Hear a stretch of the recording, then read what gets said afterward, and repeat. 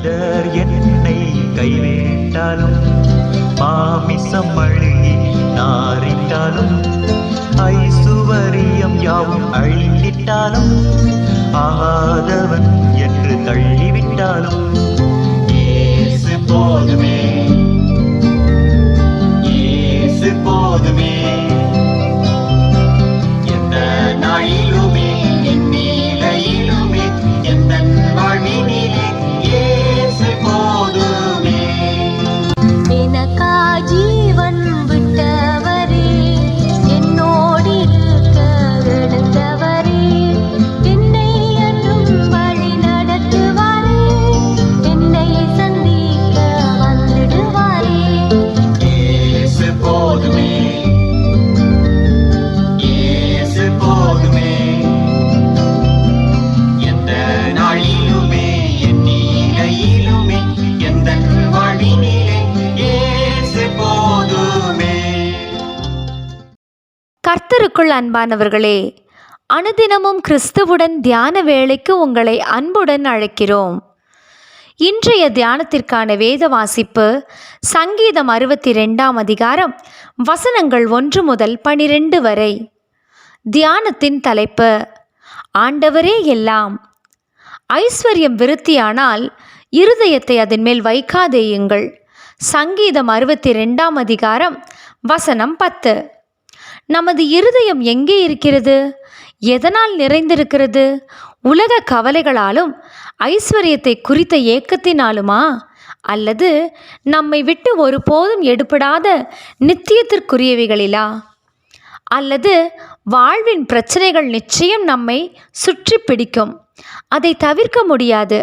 ஆனால் அவற்றில் நாம் மூழ்கி விடாதபடி நமது இருதயம் எப்போதும் கர்த்தருக்குள் அமர்ந்து அவரையே சார்ந்திருக்குமானால் ஒருபோதும் நாம் அசைக்கப்படும்.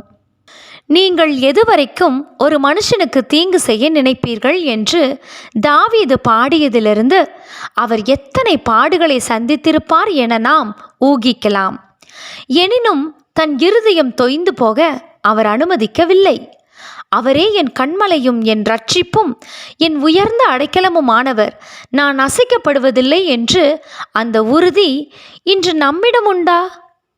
மாத்திரமல்ல, கொடுமை, பெருமை, ஐஸ்வர்யம் இவற்றிற்கு விலகி இருதயத்தை காத்து கொள்ளும்படிக்கு இந்த சங்கீதத்திலே தாவீது நமக்கு ஆலோசனை கொடுத்துள்ளார். அதாவது தாவீது ஐஸ்வர்யத்தையோ ராஜபோகத்தையோ விரும்பியவர் அல்ல.